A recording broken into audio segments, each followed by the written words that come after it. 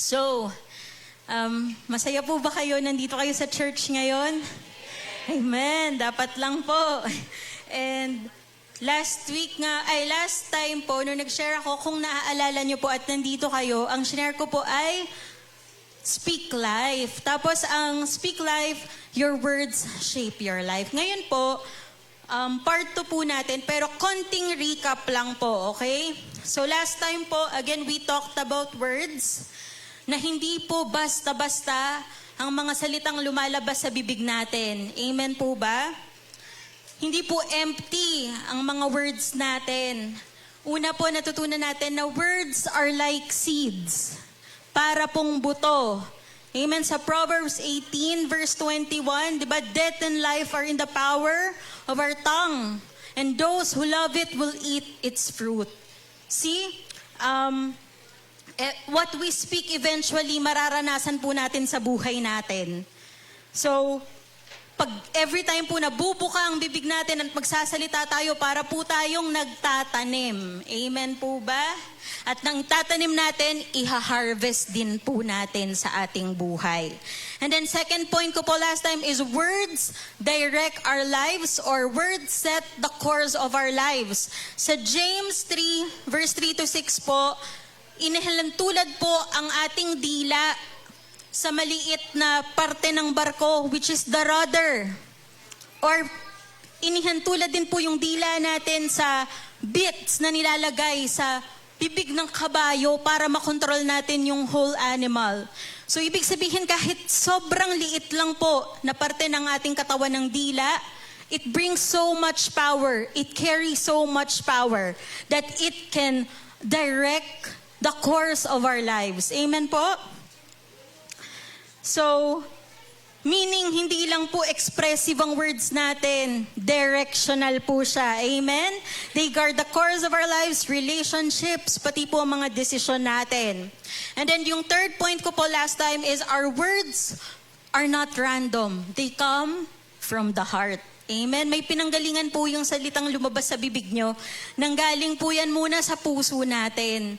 Kung ano pong pinapaniwalaan natin, yun din po yung lumalabas sa bibig natin. Sabi nga po sa Luke 6:45, out of the abundance of the heart, the mouth speaks. Amen po ba? Amen. Kaya po, yung first point ko po is, yung last time first part is your words shape your life. Ngayon po, punta na po tayo sa part 2. Ang part 2 po natin, speak life pa rin, pero your words carry power. Amen? Bakit po ba gano'n na lang? Bakit, saan nanggagaling po ang power na yon? Alam niyo po ba? Bakit ganun kalakas at ka-powerful ang mga salita natin? You know why po?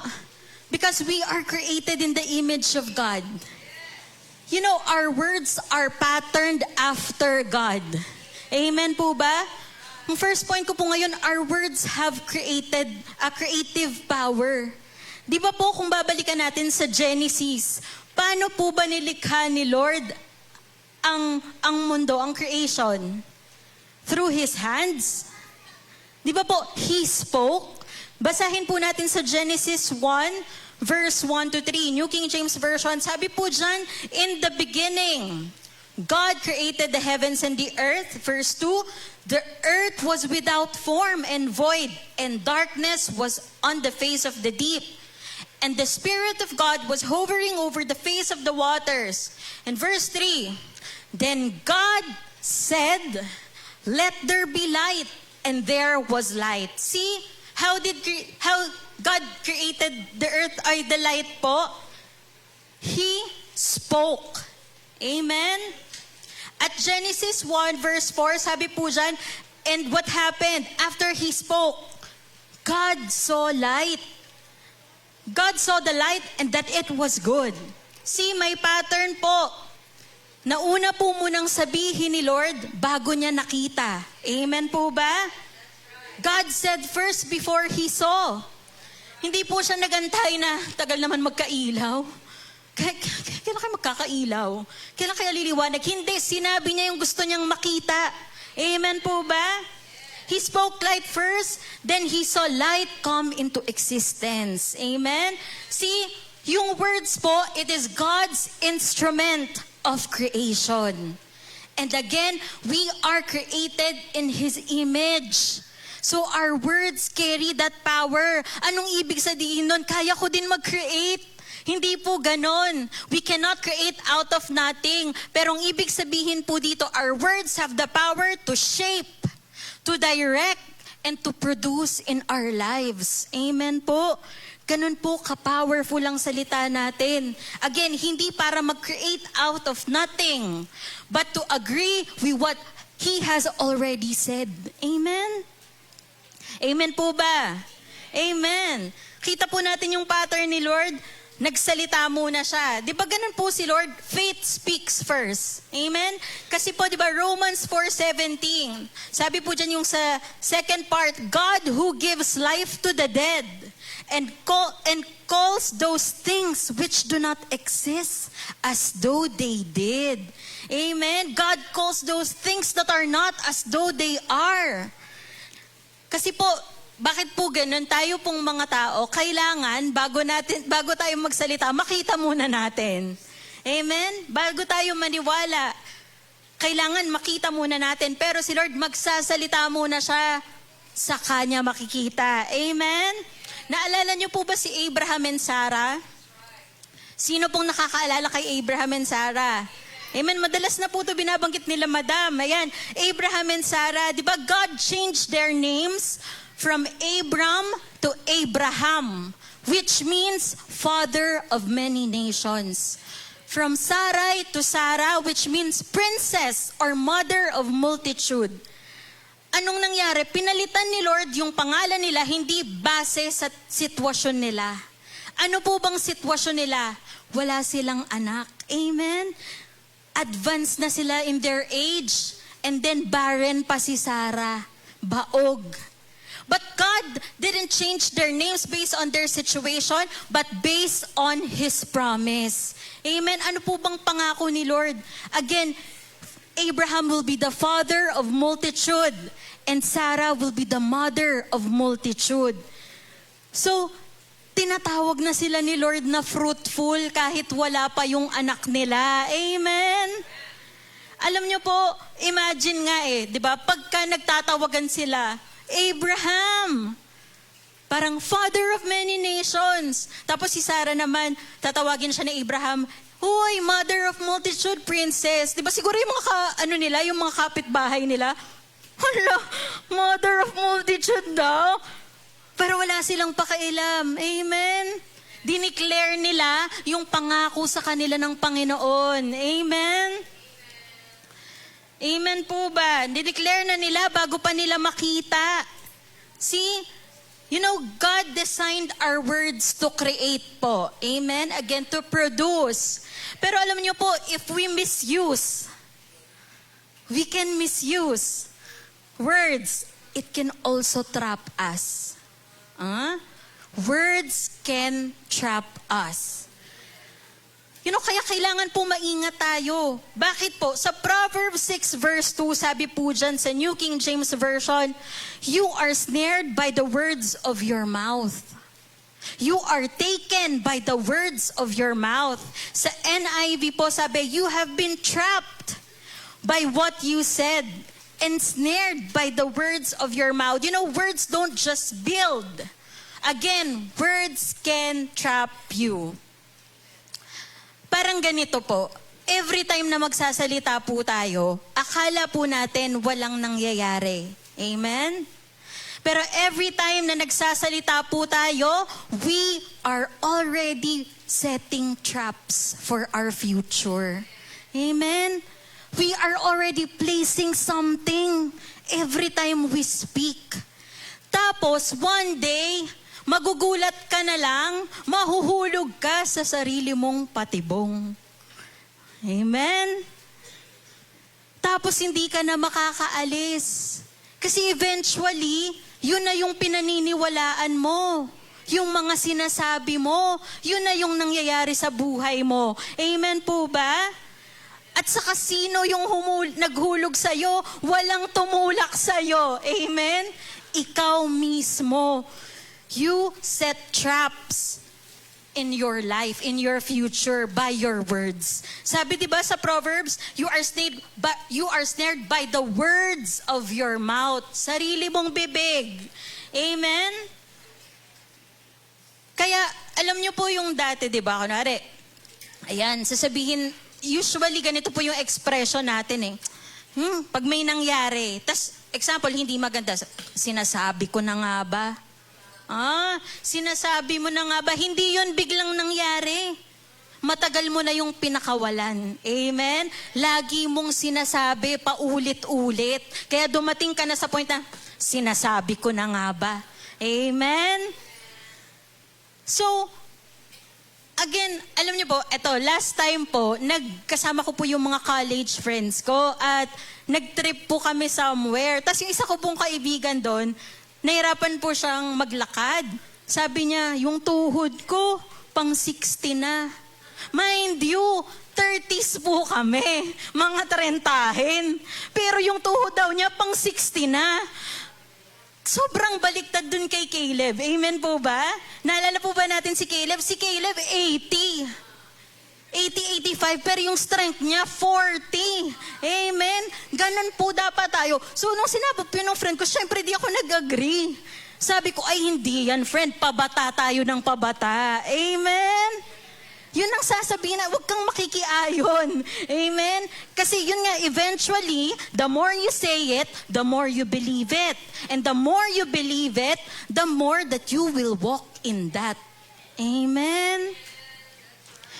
So kung nakakatrap po pala ang mga salita natin, gusto ko matrap ako sa mga pangako ng Diyos. Amen?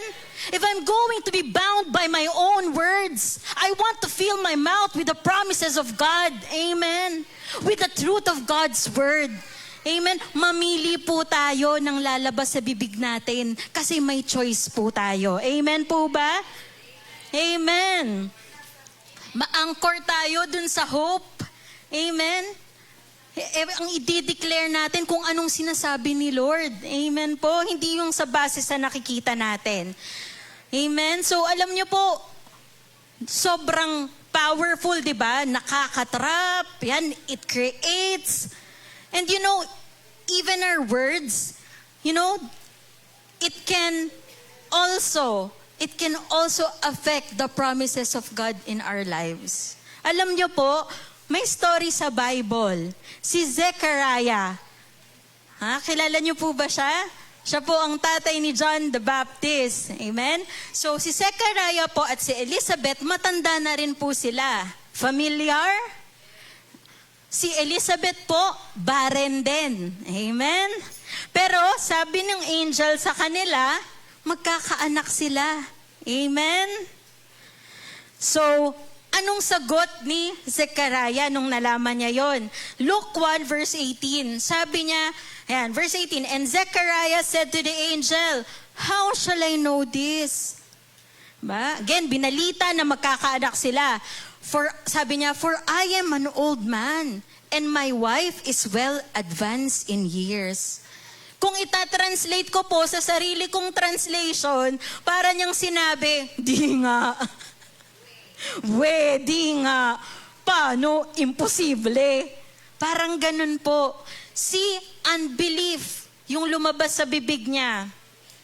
Di siya nag-agree sa sinabi ng angel, sa sinabi ni Lord na magkakaanak sila. Man, he spoke doubt. So what did the angel said? What was the angel's response? In Luke 1 verse 20, sabi po ng angel, verse 19 muna. And the angel answered and said to him, I am Gabriel who stands in the presence of God and was sent to speak to you and bring you this glad tidings. Wow! Happy news! Good news! Amen? Good news po yun, di ba? Magkakaanak kayo. Amen?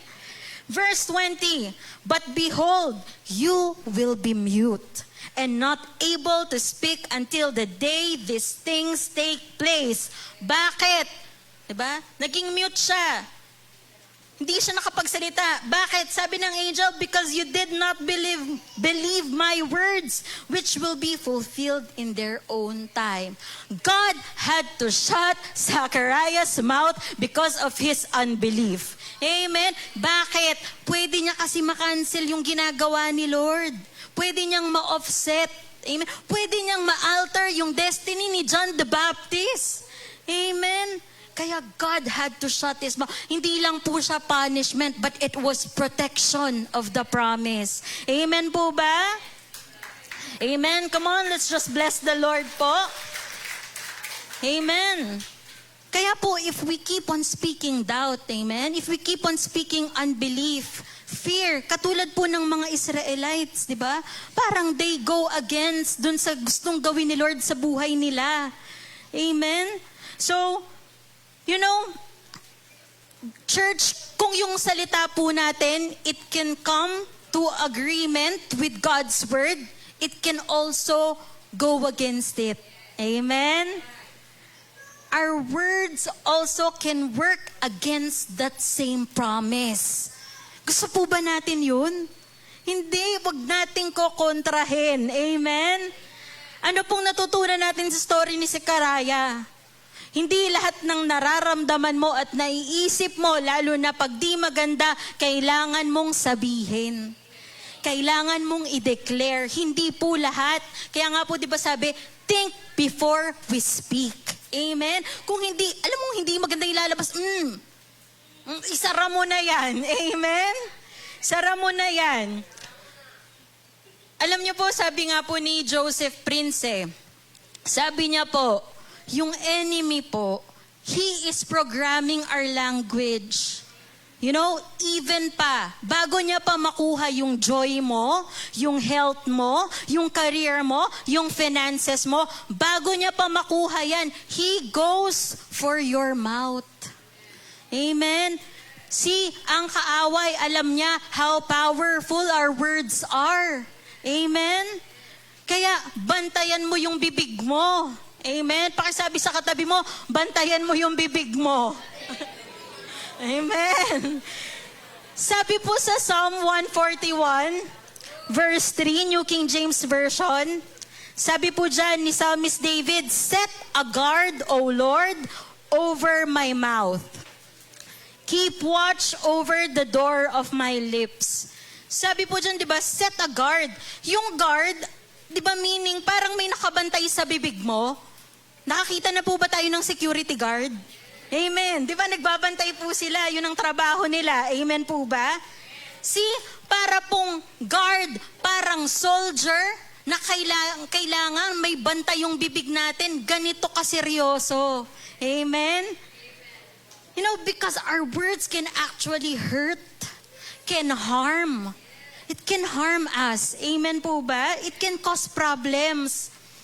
No? So when the psalmist says this, he's basically praying, Lord, tulungan mo naman ako, bantayan mo yung bibig ko, yung mga lalabas na salita sa bibig ko. You know, the door of my lips, sabi dyan, yung bibig natin parang pinto, parang gate. Again, where words come out. So we need to be careful about what we let out. Amen po ba? In the ancient times po, pagka po ang mga gates po nila doon, laging may bantay na mga sundalo. Mahigpit. Bakit? Kontrolado nila para alam nila sino lang ang lalabas, sino lang ang papasok. Kasi it's dangerous kung sino lang ang labas-pasok dyan. Amen? So, again, set a guard. Bantayan ng bibig. Proverbs 13:3. He who guards his mouth preserves his life. But he who opens wide his lips shall have destruction. Again, guarding your mouth protects your life. Amen? Psalms 34 verse 12 in New Living Translation, sabi, does anyone want to live a life that is long and prosperous? Sino po dito gusto mabuhay ng matagal, ng mahaba? Itaas ang mga kamay. Amen. Nakikita kayo ni Lord. Taas yung kamay niyo. Amen. Lahat po tayo Gusto natin mabuhay ng matagal, mahaba, prosperous life. Sabi po sa New English Translation, do you want to really live? Would you love to live a long and happy life? Wow! Gusto ko po ng masaya at mahabang buhay. Alam niyo po kung ano pong kondisyon. Ano po? Umattend daw po ng church. Huwag daw a-absent. Charot, pero hindi po. Alam niyo po ito. Ano lang to, segue lang. Alam niyo po ba na ang churchgoers daw, yung life expectancy nyo increases than the normal or average person. See, nakakahaba ng buhay, mas mahabang buhay natin. Amen? Amen? Bakit po? Hindi, kasi ano po bang ginagawa natin dito? Nakikinig tayo ng salita ng Diyos. Nag-aaral tayo ng word. Hindi naman po opinion ko lang to. Sinasabi nga ni Madam, hindi po opinion lang namin to. Word to ni Lord. At ano po bang sabi ni Lord sa Proverbs, di ba? His words, di ba?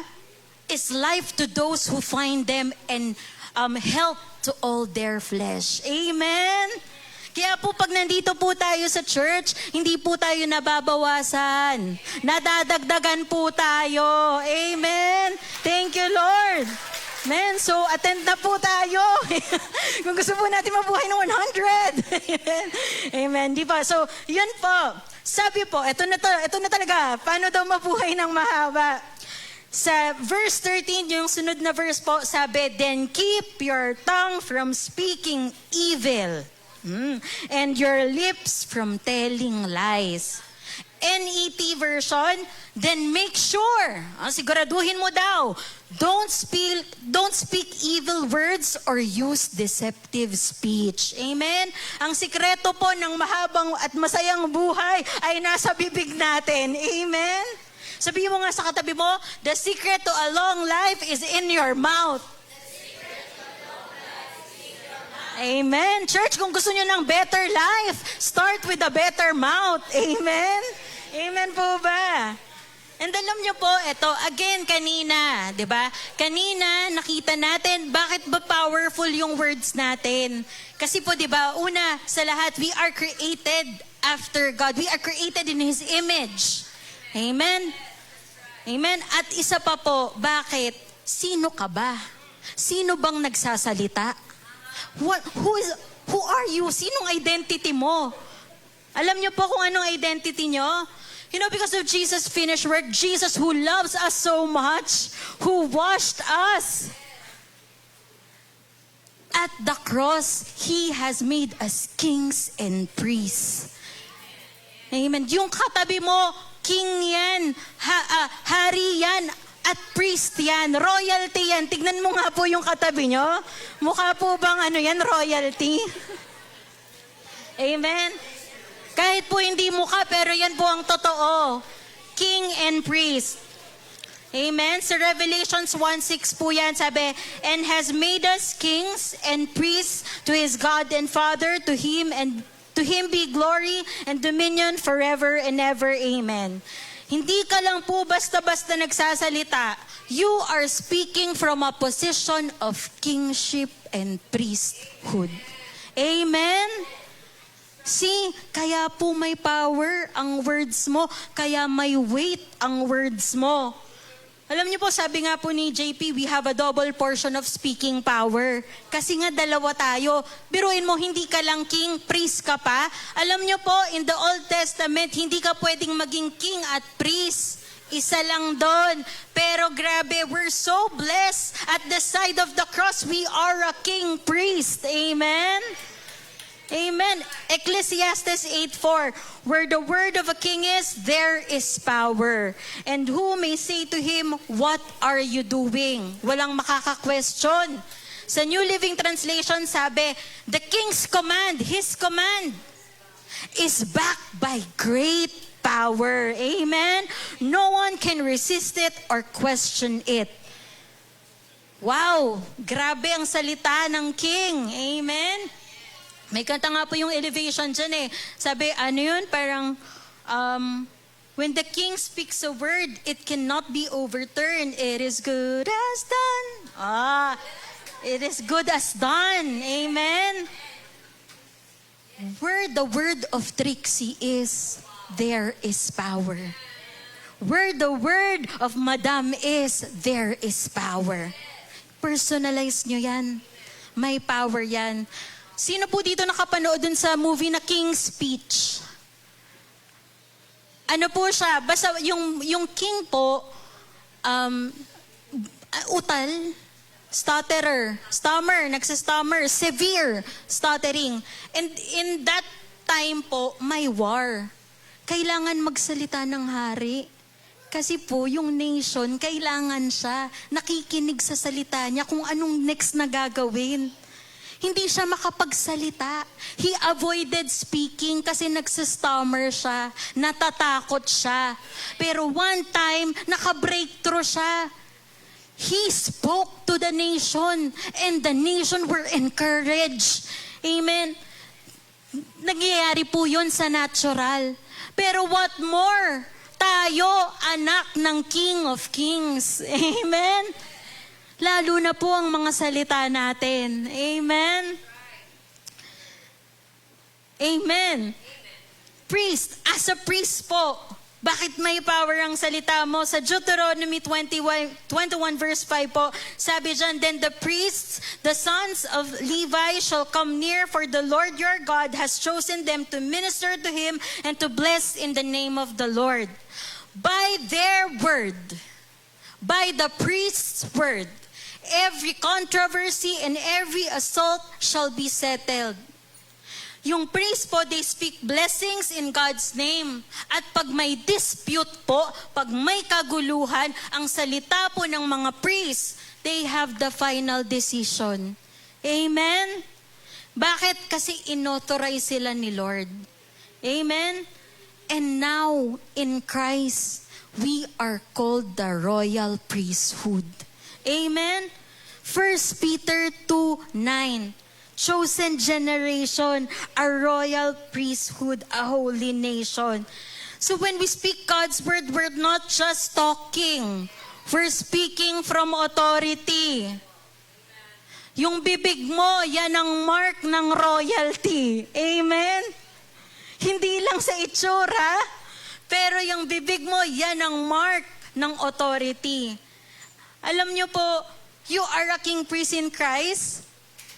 May authority ang words mo, mas may power yung sinasabi mo kaysa sa sinasabi ng ibang tao sa'yo. Amen? Kahit anong sabihin nila, wala namang power yan eh. Mas may power yung salita mo kaysa sinasabi ng kalaban, ng kaaway sa'yo. Bakit? Hindi naman po siya king priest. Pero you are. Amen? There is power in your words because you are a king priest in Christ. Amen? And you know that authority that we have now, diba? Yung authority na meron tayo ngayon, it has been paid for by the finished work of Jesus Christ. Amen? Sobrang blessed na blessed po ako pag naalala ko yung sinabi ni Pastor. Ayak na naman. Sabi ko, iiyak eh.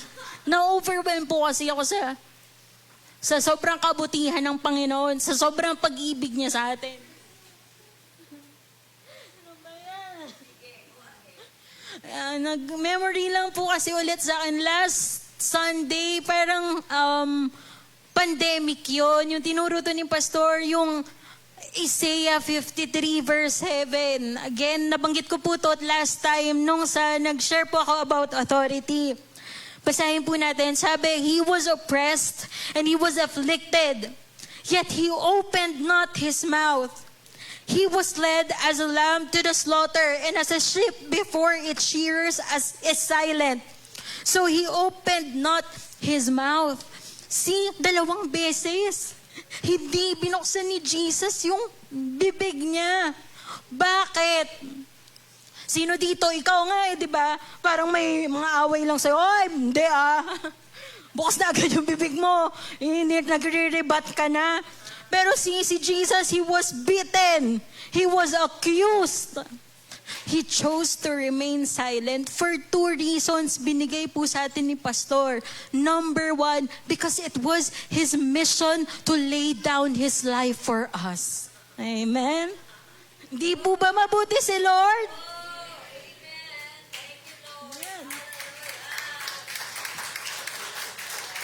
Amen. Thank you, Lord.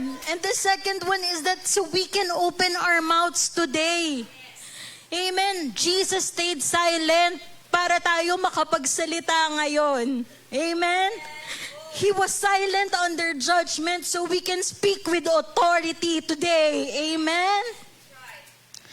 Sabi po ni Pastor James, Jesus was oppressed and afflicted, yet He opened not His mouth, so we can open our mouths today so we can speak of His promises, speak of His blessings and good things over our lives. Amen? Ganito po natin gamitin yung binigay na regalo sa atin ni Jesus. Amen? Naalala niyo po, sabi ni Pastora Mayan sa pinanood natin last time, how do we live this out? Ba, sabi ni Pastora Mayan, in the spirit of faith is we believe, therefore we speak. Amen. 2 Corinthians 4:13, New King James Version, and since we have the same spirit of faith, according to what is written, I believe and therefore I spoke. We also believe and therefore spoke. Napansin niyo, hindi lang po siya, I believe. May kasunod, I believe, therefore I spoke. If you believe, you have to speak it out. Kailangan po natin sabihin. Amen? Sabi din po ni Pastora Mayan, yung kung nakita nyo din po sa reels natin sa Faith Center page, the effectivity of our faith is when we speak it out, when we acknowledge every good thing that Jesus Christ has finished for us at the cross. Amen? Alam niyo po ba paano tayo na born again? Di ba? Through, sinabi mo, di ba? Pag pinapapray tayo nila, Pastor, nila, Madam, pumikit po tayo, sabihin niyo po to after. Baka kaya nila pinapasabi? Amen? Kasi ito yun, di ba, Romans 10:9, that if you confess with your mouth the Lord Jesus and believe in your heart that God has raised Him from the dead, you will be saved if you declare with your mouth. Believe in your heart, declare with your mouth. Amen? You know, sa beginning pa lang po nung pagiging born again, ito na yung pattern, believe and speak. Amen?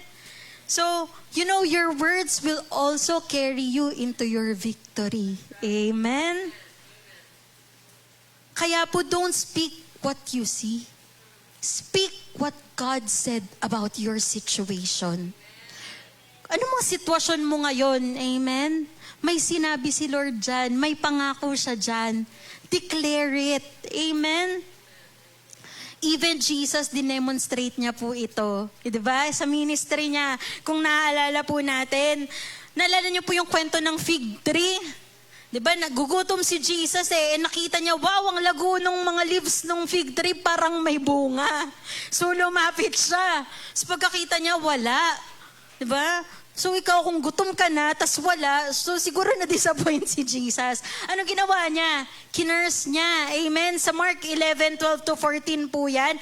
Sabi po dyan, when he came to it, baba lang po tayo, when he came to it, he found nothing but leaves, for it was not the season of figs. Verse 14, in response, Jesus said to it, let no one eat from you ever again. Sinabi ni Jesus, alam niyo po anong proof? Narinig ng disciples. Sabi, and the disciples heard it. Amen? So anong nangyari the next day? Mark 11:20-21. Now in the morning as they passed by, they saw the fig tree dried up from the roots. And Peter, bida-bidang Peter, naalala niya yung sinabi ni Jesus. Sabi niya, Rabbi, look, the fig tree which you cursed has withered away. Jesus spoke to it, and the next day the fig tree's roots dried up. Amen? Hindi agad nakita. Hindi yung pag gano'n na, ganun agad. Hindi po. The next day. Hindi agad nakita pero nagsabi si Jesus, may nangyari na. Amen?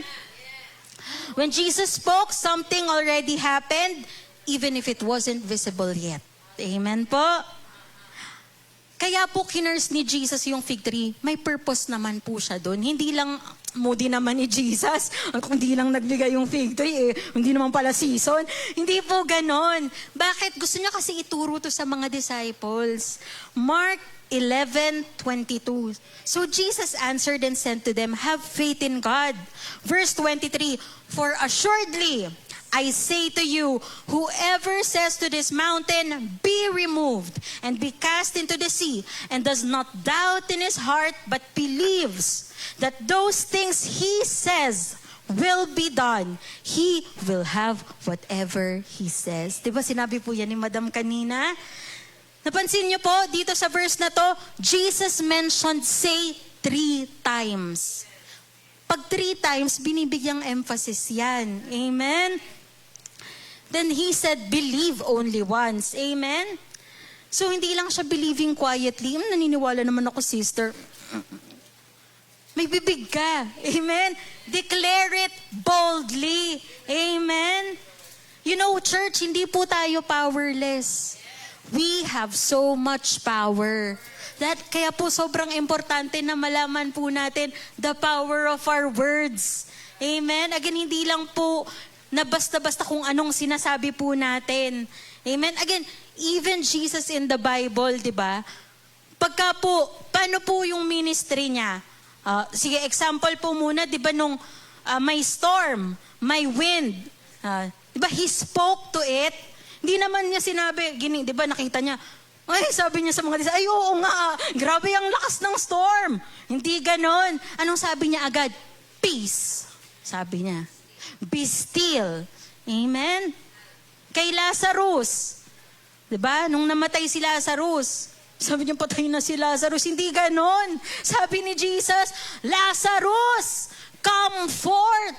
Amen? Di niya sinabi yung nakikita niya, ipatay na si Lazarus. Hindi. Amen? Pag nagpapagaling siya, anong sinasabi niya pag kinakast out niya yung mga demons, diba? Get out. Amen? Ganito din po yung way natin today. Amen? We have power over our situation. Hindi yung feeling mo wala kang magagawa. Amen? Meron nga pong booklet si Joseph Prince, The Miracle is in your mouth. Andito lang. Amen? Binigyan po tayo ng authority. Yung mga inawit natin kanina. Amen. Dead things come alive in the name of Jesus. Kung may patay man, anong patay dyan sa anong area ng buhay mo, it can come alive. Kung naaalala niyo po sa Ezekiel, dinala po ni Lord si Ezekiel sa Valley of Bones. Dry bones. Amen? Sabi ni God kay Ezekiel, prophesy to these bones. And ginawa ni Ezekiel, sinabi niyang salita ni Lord. And when he was still speaking, he can hear the rattling of the bones. Alam niyo, nakakakilabot, no? Parang kung mapapanood natin siya, para siyang movie. Habang nagpo-prophesy ng life si Ezekiel dun sa mga bones, unti-unting nagdidikitan, nagkaka-muscles, nagkaka-flesh. Amen? Anong ginawa niya? He spoke the word of God. So if there's anything dead in your life right now, you can speak life to it. Amen? You have the power, amen, to speak life over your life. Amen? Mamili po tayo ng sasabihin natin. We can either bless our lives, bless your children with your words, or curse them. Amen? Pag lagi mong sinasabi, ganyan na talaga yung anak ko parang ang lambot ng ulo. Minsan ganun po binabaliktad. Kasi di ba parang tigas ng ulo. Pero nung natutunan po natin yun, ganun na po kami, ganun po tayong magsalita. I hope everyone ganun na po. Minsan nga po, kunwari, may mahuhulog. Sabihin ng mami ko, O baka hindi mahulog yung cellphone. O, hindi mahulog. Amen? Positive pa rin po yun. Amen? Ang lambot-lambot talaga ng ulo nitong anak ko. Napakabait. Sobrang sweet. Ganon po. Amen? Kasi you're blessing them. Your words have power. Tandaan mo, double portion of speaking power ang meron ka. Amen? So, just starting today po, diba, refuse to speak negative things about yourself. Refuse to speak negative words about your life. Declare the promises of God over your life. Sabihin nga po natin, I am blessed. I am loved. I am favored. God will do extraordinary things through my life. Do extraordinary things through my life. Ang haba, sorry po. I am the healed of the Lord.